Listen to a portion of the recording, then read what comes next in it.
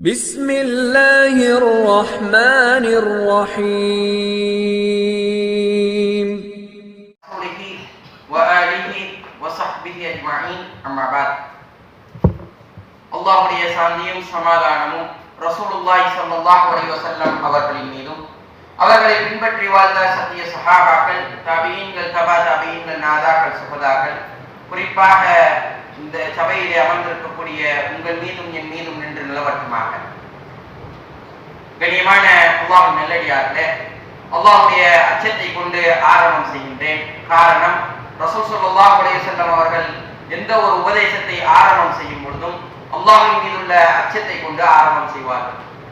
எதையெல்லாம் அல்லாஹ் தஆலா நமக்கு ஹலாலாக்கி தந்தானோ அதையெல்லாம் நம்முடைய வாழ்க்கையில் ஒன்றி வாழக்கூடிய வாழ்க்கையையும், எதையெல்லாம் அல்லாஹ் தஆலா நமக்கு ஹராம் ஆக்கினானோ அதை விட்டு விலகக்கூடிய வாழ்க்கையும் நம் அனைவருக்கும் தந்தருள் புரிவானாக. கண்ணியமான அல்லாஹ் நல்லடியார்களே, நேற்றைய தினம் நாம் அபூபக்கர் சித்தீக் ரலியல்லாஹு அன்ஹு அவர்களுடைய வாழ்க்கை வரலாற்றை பார்த்து வந்தோம். அவர்களுடைய மரணத்திற்கு பின்னால் யார் இந்த இஸ்லாமிய சாம்ராஜ்யத்தை ஆண்டார்கள் என்பதனை இன்ஷா அல்லாஹ் நாம் இன்றைய தினம் பார்க்க இருக்கின்றோம். கண்ணியமான அல்லாஹ் நல்லடியார்களே, அபூபக்கர் சித்தீக் ரலியல்லாஹு அன்ஹு அவர்களுடைய மரண தருவாயிலே அவர்கள் ஒரு நபரை நியமனம் செய்கின்றார்கள். எனக்கு பின்னால் இவரை நான் கலீஃபாவாக தேர்ந்தெடுக்கின்றேன் என்பதாக அபூபக்கர் சித்தீக் ரலியல்லாஹு அன்ஹு அவர்கள் தேர்வு செய்தார்கள். இன்றைக்கு 1947 இந்தியா சுதந்திரம் பெறுகின்றது. அந்த நேரத்திலே காந்தியடிகளார் கூறினார்கள், நான் இந்த இந்தியா சுதந்திரம் பெற்றுவிட்டது, ஆனால் உண்மையான சுதந்திரம் எப்பொழுது தெரியுமா கிடைக்கும்? எப்பொழுது உமரினுடைய ஆட்சி இந்த பூமியிலே நிலவுமோ அப்பொழுதுதான் இந்த பூமிக்கு, இந்த இந்தியாவிற்கு சுதந்திரம் கிடைக்கும் என்பதாக காந்தியடிகளார் கூறினார்கள்.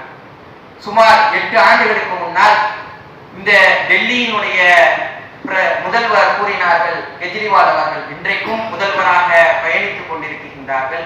அவர்கள் கூறினார்கள், அவர்களுடைய பதவி பிரமாண நேரத்திலே கூறினார்கள், எப்பொழுது நான் இந்த பதவியை ஏற்கின்றேனோ அந்த நேரத்திலே நான் இதை மொழிகின்றேன் என்பதாக கூறி ஆரம்பம் செய்கின்றார்கள்.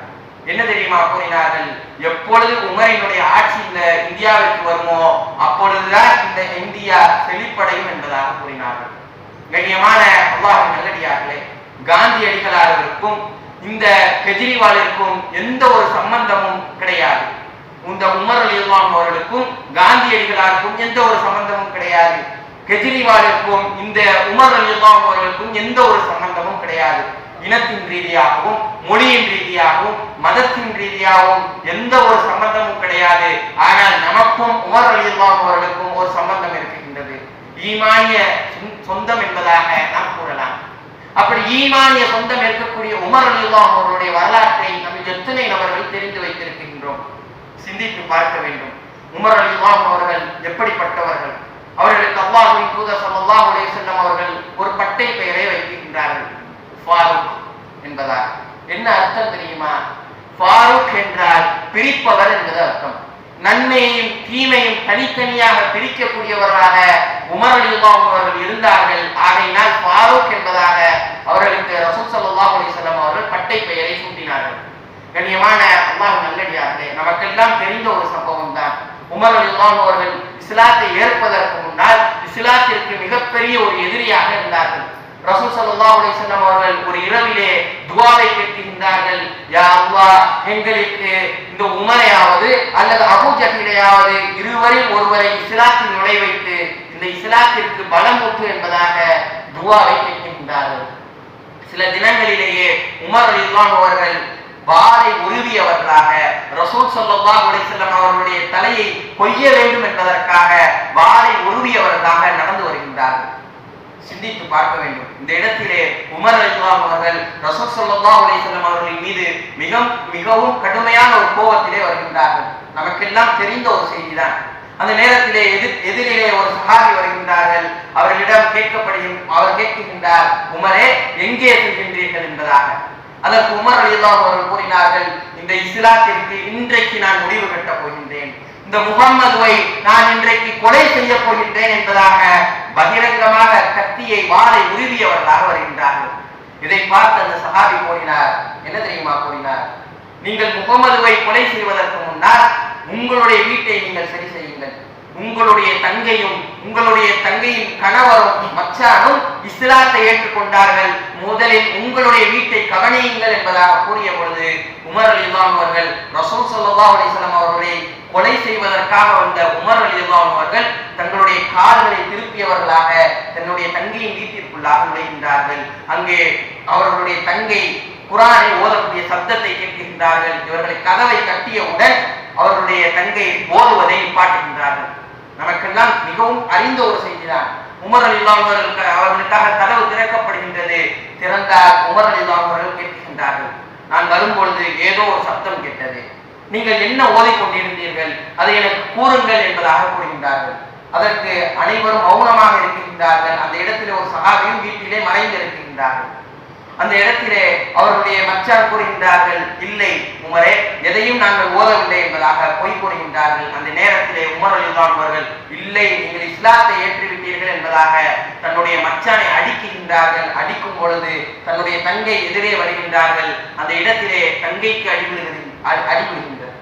அந்த அடியை வாங்கியவுடன் தங்கை கூறுகின்றார்கள், அஷ்ஹது அல்லா இலாஹ இல்லல்லாஹ் வ அன்னக முஹம்மது ரசூலுல்லாஹ், நாங்கள் அல்லாஹ்வை தான் இறைவனாக ஏற்றிருக்கின்றோம், ரசூல் ஸல்லல்லாஹு அலைஹி வஸல்லம் அவர்கள் தான் எங்களுடைய தூதர், நீ என்னை கொன்றாலும் சரி நாங்கள் இதை விடமாட்டோம் என்பதாக கூறுகின்றார்கள். அந்த நேரத்திலே உமர் ரலியல்லாஹு அவர்கள் நிதானமான நிலைக்கு வருகின்றார்கள். நீங்கள் ஓதுவதை எனக்கு காட்டுங்கள், அதை எனக்கு ஓதி காட்டுங்கள், நான் ஓதுகின்றேன் என்பதாக கேட்கின்றார்கள். நமக்கெல்லாம் தெரியும், ஐயாமுல் ஜாஹிலியா, அதாவது மக்காவினுடைய இஸ்லாத்திற்கு முன்னால் அதிகமான நபர்களுக்கு படிக்க தெரியாது. ஆனால் உமர் ரலியல்லாஹு அவர்கள் வாசிக்கவும் செய்வார்கள், எழுதவும் செய்வார்கள். ஆனால் குறைஷிகளுக்கு மத்தியிலே மிகவும் சிறந்த ஒரு மனிதராக, போற்றத்தக்க மனிதராக உமர் ரலியல்லாஹு அவர்கள் இருந்தார்கள். அவர்களிடம் அந்த குர்ஆனை கொடுக்கப்படுகின்றது, அதாவது அந்த சூரத்து தாஹா என்கின்ற வசனம் கொடுக்கப்படுகின்றது.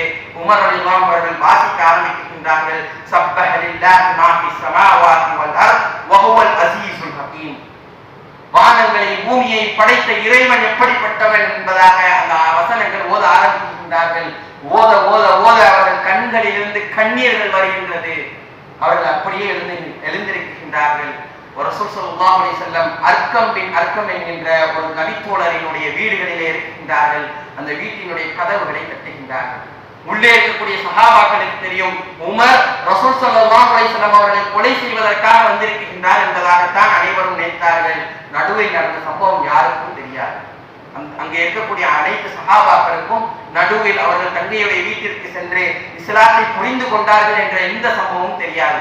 அந்த நேரத்திலே உள்ளே இருந்த அனைத்து சஹாபாக்களும் கூறினார்கள், இந்த நேரத்திலே உமர் உள்ளே வந்து ரசூல் ஸல்லல்லாஹு அலைஹி வஸல்லம் அவர்களை வெட்டுவதற்கு முன்னால், அவர்களை கொலை செய்வதற்கு முன்னால் நாம் அனைவரும் உமரை கொலை செய்ய வேண்டும் என்பதாக தயாராக நிற்கின்றார்கள். அப்பொழுது ரசூல் ஸல்லல்லாஹு அலைஹி வஸல்லம் அவர்கள் கூறினார்கள், நீங்கள் அனைவரும் அமைதியாக இருங்கள்.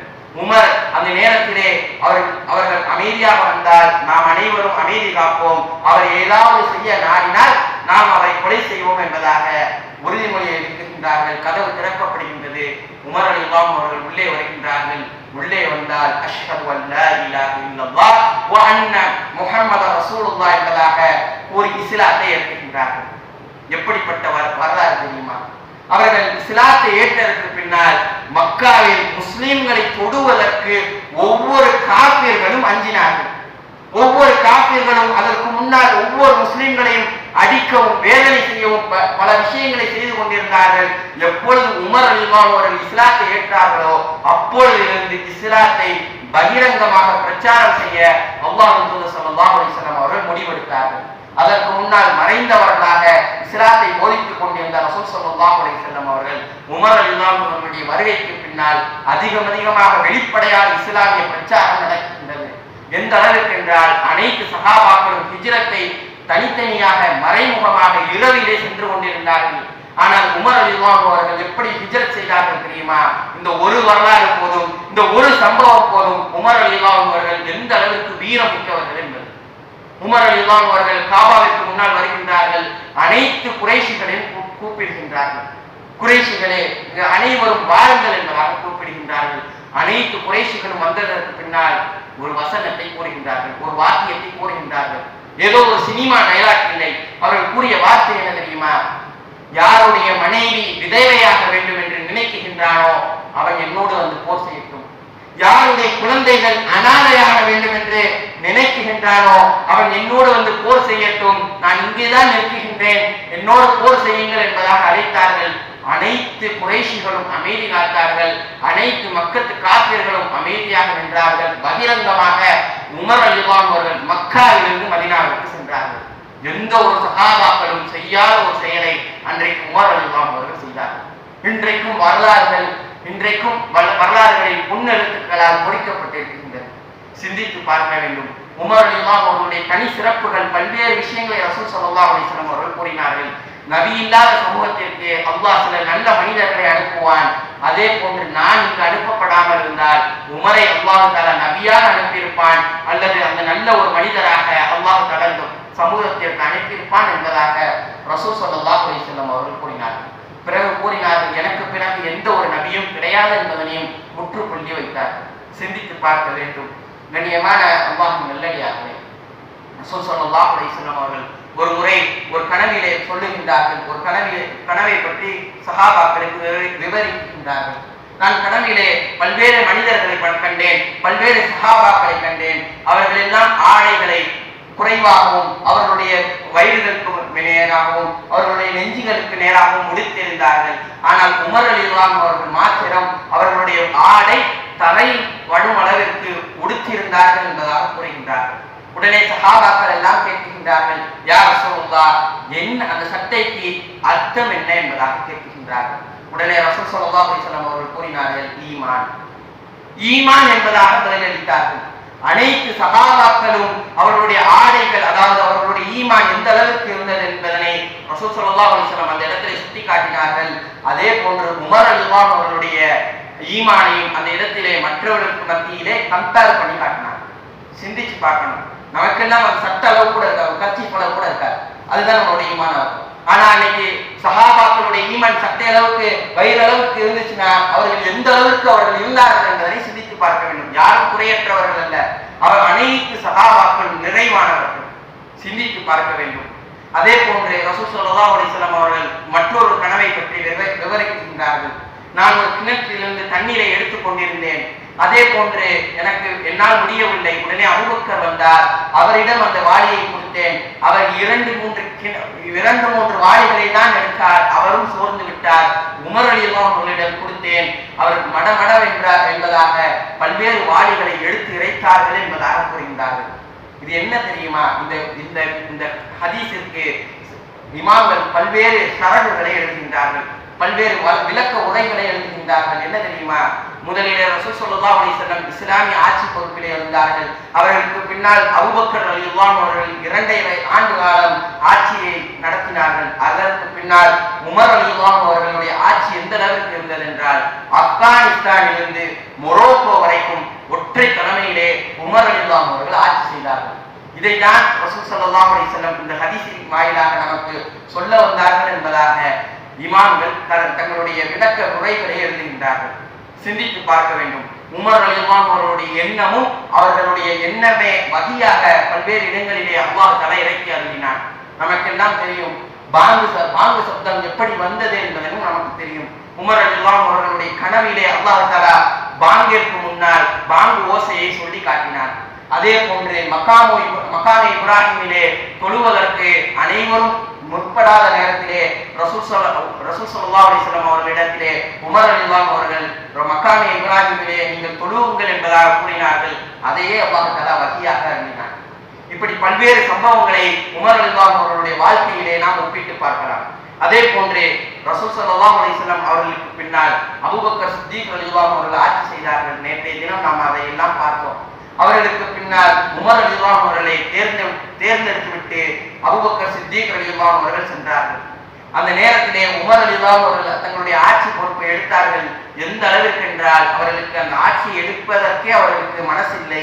ஆனால் அந்த ஆட்சியை எடுத்தார்கள். எந்த அளவிற்கு என்றால் திறம்பட செயல்படுத்தினார்கள். எந்த ஒரு பகுதியிலே ஒரு அநியாயம் நடந்தாலும் அதற்கு நீதிக்கு ஒரு உமராக அந்த இடத்திலே செயல்பட்டார்கள். பைத்துல் மாலை முதலிலே உருவாக்கியவர்கள் உமர் ரலியல்லாஹு அன்ஹு அவர்கள். ஹிஜ்ராவினுடைய கணக்கு. இன்றைக்கெல்லாம் நாம் ஹிஜ்ரி ஆண்டு என்பதாக பேசுகின்றோமே. ஹிஜ்ரி ஆண்டு உருவானதே உமர் ரலியல்லாஹு அன்ஹுடைய காலகட்டத்தில் தான். அவர்கள் தான் முதலிலே ஹிஜ்ரா என்கின்ற ஒரு கணக்கையே ஆரம்பிக்கின்றார்கள். ரசூல் ஸல்லல்லாஹு அலைஹி வஸல்லம் அவர்கள் எந்த ஆண்டிலே ஹிஜ்ரத் செய்தார்களோ அந்த ஆண்டிலிருந்து கணக்கிடுகின்றார்கள். அதையே அவருடைய ஆட்சி காலத்திலும் அவர்கள் உருவாக்கினார்கள். அது மாத்திரமல்லாமல் மது குடித்தால் 80 கசையடி அடிக்க வேண்டும் என்பதாக குர்ஆனிலும் இல்லை, ஹதீஸிலும் இல்லை. முதலாக உமர் ரலியல்லாஹு அவர்கள் கொண்டு வந்தார்கள். அதே போன்று இன்றைக்கெல்லாம் நம்முடைய ஆட்சியாளர்களை பார்க்கின்றோம், எந்த அளவிற்கு இருக்கின்றார்கள். போலீஸ்களை பார்க்கின்றோம், எந்த அளவிற்கு இருக்கின்றார்கள் என்பதனை. ஆனால் உமர் ரலியல்லாஹு அவர்கள் தினமும் அவர்களுடைய பகுதிகளிலே இரவு ரோந்துகளை செய்வார்களாம். அதையெல்லாம் நாம் படித்து பார்த்தால் நமக்கே பிரமிப்பாக இருக்கின்றது. கண்ணியமான அல்லாஹ் நல்லடியார்களே, இன்றைய ஆட்சியாளர்கள் தங்களுடைய முன்னிருந்த நிலைமைகளை மறந்து விடுகின்றார்கள்.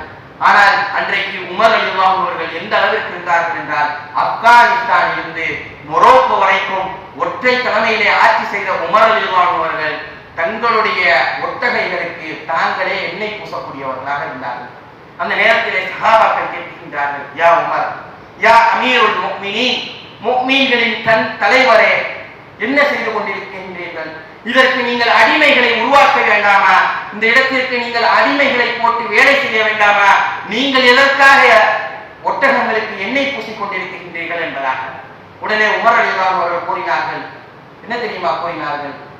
இன்றைக்கு நான் செய்கின்றேன். இதற்கு முன்னால் என்னுடைய தந்தையுடைய காலகட்டத்திலே நான் செய்யும் பொழுது கண்ணீர் விட்டு கூறினார்கள், இந்த ஒட்டகத்தை மேய்ப்பதற்கு கூட நீ லாய்க்கில்லை என்பதாக என்னுடைய தந்தை கூறினார். ஆனால் இன்றைக்கு இவ்வளவு பெரிய சாம்ராஜ்யத்தை அல்லாஹ்வின் தூதர் ஸல்லல்லாஹு அலைஹி வஸல்லம் அவர்களும் என் கையிலே ஒப்படைத்திருக்கின்றார்கள் என்பதாக கண்ணீர் விட்டு அழுது கூறினார். சிந்தித்து பார்க்க வேண்டும். இன்றைக்கெல்லாம் ஒரு கவுன்சிலரை போய் சந்திக்கிறதுனாலே எவ்வளவு கஷ்டமான ஒரு சூழ்நிலை இருக்கின்றது. ஆனால் உமர் ரலியல்லாஹு அவர்கள் மிகப்பெரிய ஆட்சியாளர், மிக எளிமையாக சந்திக்கக்கூடிய பழக்கமுடையவர்களாக இருந்தார்கள். அது மாத்திரமல்லாமல் உமர் ரலியல்லாஹு அவர்கள் ஒரு முறை அவர்களுடைய வயிற்றிலிருந்து ஒரு சப்தம் வருகின்றது. உடனே நமக்கெல்லாம் பசிச்சா ஒரு சத்தம் வருமே, அதே மாதிரி உமர் ரலியல்லாஹு அவர்களுக்கு சத்தம் வருகின்றது. உடனே அவர்களுடைய மனைவி கேட்கின்றார்கள், உமர் ரலியல்லாஹு அவர்களே, உங்களுக்கு பசிக்கின்றதா? என்னுடைய உணவை நீங்கள் எடுத்துக்கொள்ளுங்கள் என்பதாக கொடுக்கின்றார்கள். உமர் ரலியல்லாஹு அவர்கள் கூறினார்கள், என்ன கூறினார்கள் தெரியுமா? அவர்கள் கூறினார்கள், உலகத்தில், அதாவது என்னுடைய மக்கள், என்னுடைய சாம்ராஜ்யத்தில் இருக்கக்கூடிய அனைத்து மக்களும் பசியாக இருக்கும் பொழுது நான் எப்படி உணவு உட்கொள்ள முடியும் என்பதாக அந்த உணவை தவிர்த்து விடுகின்றார்கள். சிந்தித்து பார்க்க வேண்டும். இன்றைக்கெல்லாம் ஆட்சியாளர்கள் தங்களுடைய முந்தைய நிலைமைகளை மறந்துவிட்டு இன்றைக்கு பல்வேறு ஆடைகளை, ஆபரணங்களை உடுத்தி கொண்டிருக்கின்றார்கள். ஆனால் உமர் ரலியல்லாஹு அவர்கள் தங்களுடைய பழைய நிலைமைகளை ஒரு காலம் மறந்ததும் இல்லை, மறைத்ததும் இல்லை. சிந்தித்து பார்க்க வேண்டும். உமர் ரலியல்லாஹு அவர்கள் நைல் நதிக்கு ஒரு கடிதத்தை எழுதி அனுப்பிய விஷயங்கள் எல்லாம் நாம் படித்திருப்போம். உமர் ரலியல்லாஹு அவர்கள் தங்களுடைய மிஸ்ரிலே, அதாவது எகிப்திலே ஒரு ஆட்சியாளரை பொறுப்பாக நியமித்திருக்கின்றார்கள். அந்த நேரத்திலே நைல் நதியிலே ஒரு விசேஷம் நடத்துவார்கள். அதாவது ஒரு கன்னி பெண்ணை ஒவ்வொரு வருடமும் அந்த நைல் நதிக்கு பலி கொடுத்து கொண்டே வந்தார்கள். இந்த விஷயம் உமர் ரலியல்லாஹு அவர்களுக்கு தெரிகின்றது. எதற்காக நீங்கள் பலியை கொடுக்கின்றீர்கள் என்பதாக கேட்ட பொழுது அங்கு இருக்கக்கூடிய மக்கள் கூறினார்கள், இந்த நைல் நதி பலி வாங்காமல் தண்ணீரை ஓடுவதில்லை என்பதாக. உடனே உமர் ரலியல்லாஹு அவர்கள் கடிதத்தை எழுதினார்கள். என்ன கடிதம் தெரியுமா? நைல் நதிக்கு கடிதத்தை எழுதுகின்றார்கள். நைல் நதியே, நீ அல்லாஹ்வினுடைய அச்சத்தினால் ஓடுவதாக இருந்தால் ஓடு, இல்லை என்றால் ஓடாதே என்பதாக ஒரு கடிதத்தை போடுகின்றார்கள். இன்றைக்கு வரைக்கும் நைல் நதி ஒரு காலம் வற்றியது கிடையாது. சிந்தித்து பார்க்க வேண்டும். உமர் ரலியல்லாஹு அவர்கள் ஒரு பக்கம் வந்தால் ஷைத்தான் மறுபக்கம் ஓடுகின்றான் என்பதாக ரசூல் ஸல்லல்லாஹு அலைஹி வஸல்லம் அவர்கள் கூறினார்கள்.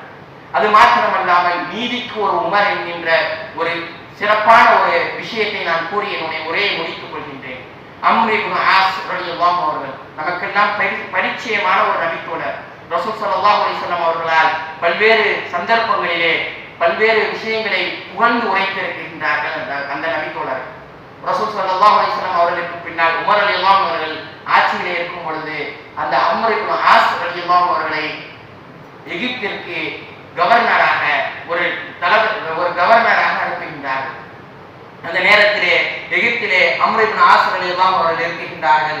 அவர்களுடைய மகன் அப்துல்லா இருக்கின்றார். அவர் ஒரு ஓட்ட பந்தயத்தை, குதிரையினுடைய ஓட்ட பந்தயத்தை, ஒட்டகத்தினுடைய ஒரு ஓட்ட பந்தயத்தை நிகழ்த்துகின்றார். அந்த நேரத்திலே ஒரு யூதன் தன்னுடைய ஒட்டகத்தை ஓட்டி கொண்டு வந்து முதல் இடத்தை பிடிக்கின்றார். இதை பார்த்த அந்த அப்துல்லா ரஹ்மத்துல்லாஹி அலைஹி அவர்கள் பிற்காலத்தில் பெரிய இமாமாக வருகின்றார். அவர்கள் கூறுகின்றார்கள், அவர்கள் அந்த யூதனை அழைத்து, என்னுடைய தந்தை இந்த ஆட்சியை நடத்தி கொண்டிருக்கின்றார், நீ எப்படி இந்த இடத்திலே ஜெயிக்கலாம் என்பதாக கசையடி அடிக்கின்றார். ஒரு சாட்டையை எடுத்து அவர்களுக்கு அடி அடிக்கின்றார். இதை வாங்கிக் கொண்ட அந்த யூதன் உடனடியாக உமர் ரலியல்லாஹு அவர்களிடம் வருகின்றார், மதீனாவிற்கு வருகின்றார். நமக்கெல்லாம் சிந்தித்து பார்க்க வேண்டும். உமர் ரலியல்லாஹு அவர்களுடைய நெருங்கிய தோழர் தான் இந்த அம்ர் இப்னு ஆஸ் ரலியல்லாஹு அவர்கள். எந்த அளவிற்கு என்றால், ரகசியங்களை அதிகமாக, தங்களுடைய ரகசியங்களை எல்லாம் உமர் ரலியல்லாஹு அவர்கள் அம்ர் இப்னு ஆஸ் ரலியல்லாஹு அவர்களிடம் தான் பகிர்ந்து கொள்வார்கள். இந்த நேரத்திலே அம்ர் இப்னு ஆஸ் ரலியல்லாஹு அவர்களை பற்றியும் அவர்களுடைய மகனை பற்றியும் இவ்வாறாக யூதன் கூறியவுடன் அந்த நேரத்திலே உமர் ரலியல்லாஹு அவர்கள் என்ன கூறினார்கள் தெரியுமா? நாம் எல்லாம் சிந்தித்து பார்க்க வேண்டும். நம்முடைய நண்பர் ஒரு இடத்திலே இவ்வாறாக இருக்கின்றான், நாம் அவனுக்கு மேலாக இருக்கின்றோம் என்றால் நாம் என்ன செய்திருப்போம்? நம்முடைய நண்பனுக்காக நாம் நம்முடைய தீர்ப்புகளை எழுதி மாற்றி அனுப்பியிருப்போம். ஆனால் உமர் ரலியல்லாஹு அவர்கள் என்ன செய்தார்கள் தெரியுமா? அம்ர் இப்னு ஆஸ் ரலியல்லாஹு அவர்களுக்கு கடிதத்தை எழுதுகின்றார்கள். அம்ரே, நீங்களும் உங்களுடைய மகனும் மதீனாவுக்கு உடனடியாக வர வேண்டும், உங்களுடைய ஆட்சியை கலைத்து விடுங்கள், உங்களுக்கு பதிலாக வேறு ஒரு கவர்னரை நாங்கள் அமைச்சர் என்று அனுப்புகிறாங்க. அம்ர் இப்னு ஆஸ் ரலியல்லாஹு அவர்களும் அவருடைய மகன் வருகின்றார்கள். அவர்கள் வரும் வரைக்கும் அந்த யூதனுக்கு ராஜ உபசரிப்புகள் கொடுக்கப்படுகின்றது. அவர்கள் வந்தவுடன் அந்த யூதனின் கையிலே சாட்டைகள் கொடுக்கப்படுகின்றது. யூதனே, நீ என்ன செய், அந்த அப்துல்லாவை அடி. அப்துல்லாவை அடி என்பதாக கொடுக்கப்படுகின்றது. அந்த அப்துல்லா ரஹ்மத்துல்லாஹி அலைஹி அவர்களை யூதன் அடிக்குகின்றான், அடித்துக் கொண்டே இருக்கின்றான். அவனால் முடியாது என்கின்ற ஒரு தருணத்திலே, யா உமர், என்னால் அடிக்க முடியாது என்பதாக சாட்டையை கீழே போடுகின்றான். நாம இருந்தால் இத்துடன் முடித்திருப்போம். அந்த இடத்திலே உமர் ரலியல்லாஹு அவருடைய நீதி என்னவாக இருந்தது தெரியுமா? யூதனே, மீண்டும் சாட்டையை பிடி, அம்ர் இப்னு ஆஸ் ரலியல்லாஹு அவர்களை அடி என்பதாக. யார்? அம்ர் இப்னு ஆஸ் ரலியல்லாஹு அவர்கள் ரசூல் ஸல்லல்லாஹு அலைஹி வஸல்லம் அவர்களுடைய நெருங்கிய ஒரு தோழர். காலித் இப்னு வலீத் ரலியல்லாஹு அவர்களுக்கு பின்னால் மிகப்பெரிய ஒரு தளபதியாக இஸ்லாமிய சாம்ராஜ்யத்தில் இருந்த ஒரு தளபதியை அடிப்பது யார்? இஸ்லாத்தினுடைய எதிரி யூதன். அவனுடைய கையிலே அந்த சாட்டை கொடுக்கப்படுகின்றது. அம்ர் இப்னு ஆஸ் ரலியல்லாஹு அவர்களை அடி என்பதாக. யூதன் தயங்குகின்றான். தவறு செய்தது அவருடைய மகன், எப்படி நான் தந்தையை அடிக்க முடியும் என்பதாக உமர் ரலியல்லாஹு அவர்கள் கூறினார்கள், இல்லை, நீ அடி என்பதாக. உடனே அந்த யூதன் கூறினான், நான் அம்ர் இப்னு ஆஸ் ரலியல்லாஹு அவர்களை மன்னித்து விடுகின்றேன் என்பதாக கூறியதற்கு பின்னால் தான் அம்ர் இப்னு ஆஸ் ரலியல்லாஹு அவர்களை அந்த இடத்திலிருந்தே விடுதலை செய்தார்கள். எந்த அளவிற்கு உமர் ரலியல்லாஹு அவர்கள் நீதி உடையவர்களாக திகழ்ந்தார்கள் என்பதற்கு இந்த ஒரு சம்பவமே மிகப்பெரிய ஒரு சாட்சியாக இருக்கின்றது. உமர் ரலியல்லாஹு அவர்களுடைய மரண தருவாய் எப்படி இருந்தது தெரியுமா? அதற்கு முன்னாலே ரசூல் ஸல்லல்லாஹு அலைஹி வஸல்லம் அவர்கள் ஒரு விஷயத்தை கூறி சென்றிருந்தார்கள். சஹாபாக்களுக்கு மத்தியிலே உமர் ரலியல்லாஹு அவர்கள் இருக்கின்றார்கள், கேட்கின்றார்கள், ரசூல் ஸல்லல்லாஹு அலைஹி வஸல்லம் அவர்கள் பெரிய ஒரு ஆபத்தை பற்றி உங்களுக்கு மத்தியிலே கூறினார்களா? பெரிய ஒரு சீரழிவை பற்றி உங்களுக்கு மத்தியிலே கூறினார்களா என்பதாக. உடனே சஹாபாக்கள் எல்லாம் கூறுகின்றார்கள், ஆம் யா உமர், நாங்கள் எல்லாம் ரசூல் ஸல்லல்லாஹு அலைஹி வஸல்லம் அவர்களுக்கு மத்தியிலே இருக்கும் பொழுது ரசூல் ஸல்லல்லாஹு அலைஹி வஸல்லம் அவர்கள் கூறினார்கள், ஒரு மனிதனுக்கு குழப்பம் எப்பொழுது தெரியுமா வரும்? அவனுடைய பொருளாலும் அவனுடைய குடும்பத்தாலும் அவனுடைய செல்வத்தாலும் என்பதாக கூறினார்கள். இதை பற்றி நான் கேட்கவில்லை, அதிகமாக குழப்பம் வரக்கூடிய விஷயத்தை பற்றி யாருக்காவது தெரியுமா என்பதாக கேட்ட பொழுது உமர் ரலியல்லாஹு அவர்கள் சஹாபாக்கள் கூறினார்கள், ஆம் யா உமர், என்ன தெரியுமா, ஒரு கதவு இருக்கின்றது, அந்த கதவு உடைக்கப்படும், அப்பொழுதுதான் அதிகமாக குழப்பங்கள் வரும் என்பதாக. அந்த கதவு உடைக்கப்படுமா திறக்கப்படுமா என்பதாக உமர் ரலியல்லாஹு அவர்கள் கேட்கின்றார்கள். உடைக்கப்படும் என்பதாக சஹாபாக்கள் கூறுகின்றார்கள். உமர் ரலியல்லாஹு அவர்கள் சென்ற பிறகு சில சஹாபாக்கள் கேட்கின்றார்கள், அந்த கதவு என்ன என்பதாக. இந்த கதவு தான் உமர் ரலியல்லாஹு அவர்கள். உமர் ரலியல்லாஹு அவர்கள் ஃபஜ்ரினுடைய தொழுகையை தொழுவதற்காக அவர்களுடைய மிஹ்ராபிலே நிற்கின்றார்கள். அப்பொழுது அபுல் உலுவைன் என்ற ஒரு காஃபிர் மஜூசி, அதாவது நெருப்பை வணங்கக்கூடிய ஒரு மனிதன் தன்னுடைய கத்தியால் உமர் ரலியல்லாஹு அவர்களை குத்துகின்றான். அந்த இடத்திலே உமர் ரலியல்லாஹு அவர்கள் ஷஹீதாக்கப்படுகின்றார்கள். எந்த அளவிற்கு என்றால் அவர்கள் ஒரு பாலை அவர்களுக்கு கொடுத்தால் அவர்கள் வயிறின் வழியாக அந்த பால் வெளியே வந்தது. உமர் ரலியல்லாஹு அவர்கள் ஆயிஷா ரலியல்லாஹு அவர்களிடம் அனுமதி கேட்கின்றார்கள். தங்களுடைய மகனை அனுப்பி எனக்கு அபூபக்கர் சித்திக் ரலியல்லாஹு அவர்களுக்கு மத்தியிலும் உமர் ரசூல் ஸல்லல்லாஹு அலைஹி வஸல்லம் அவர்களுக்கு மத்தியிலும் எனக்கு என்னை அடக்கம் செய்வதற்கு அனுமதி வாருங்கள் என்பதாக ஆயிஷா ரலியல்லாஹு அவர்கள் அனுமதி அளிக்கின்றார்கள். உமர் ரலியல்லாஹு அவர்கள் ஷஹீதாக்கப்படுகின்றார்கள். அந்த நேரத்திலே 6 நபர்களை எனக்கு பின்னால் நான் கலீஃபாவாக விட்டு செல்கின்றேன். உங்களின் 6 நபர்களை நீங்கள் தேர்வெடுத்து அதில் ஒரு நபரை நீங்கள் கலீஃபாவாக ஆக்குங்கள் என்பதாக உமர் ரலியல்லாஹு அவர்கள் விட்டு சென்றார்கள். அந்த நேரத்தில் அதே இடத்திலே ஷஹீதாக்கப்படுகின்றார்கள். அங்கிருந்து உமர் ரலியல்லாஹு அவர்கள் இன்றைக்கும் நாம் மதீனாவிற்கு சென்றால் பார்க்கலாம். ரசூல் ஸல்லல்லாஹு அலைஹி வஸல்லம் அவருடைய கபருக்கு பக்கத்திலே அபூபக்கர் சித்திக் ரலியல்லாஹு அவருடைய கபர் இருக்கும். அதற்கு பக்கத்திலே உமர் ரலியல்லாஹு அவருடைய கபர் இருக்கும். கண்ணியமான அல்லாஹ்வின் நல்லடியார்களே, உமர் ரலியல்லாஹு அவருடைய வாழ்க்கையின் மூலமாக பல்வேறு விஷயங்களை நாம் தெரிந்து கொண்டோம். இன்ஷா அல்லாஹ் நாளை ஒரு சஹாபியினுடைய வாழ்க்கை வரலாற்றின் மூலமாக நாம் அனைவரும் சிந்திப்போம். வாஹிரு தவானா அல்ஹம்துலில்லாஹி ரப்பில் ஆலமீன். அஸ்ஸலாமு அலைக்கும் வரஹ்மத்துல்லாஹி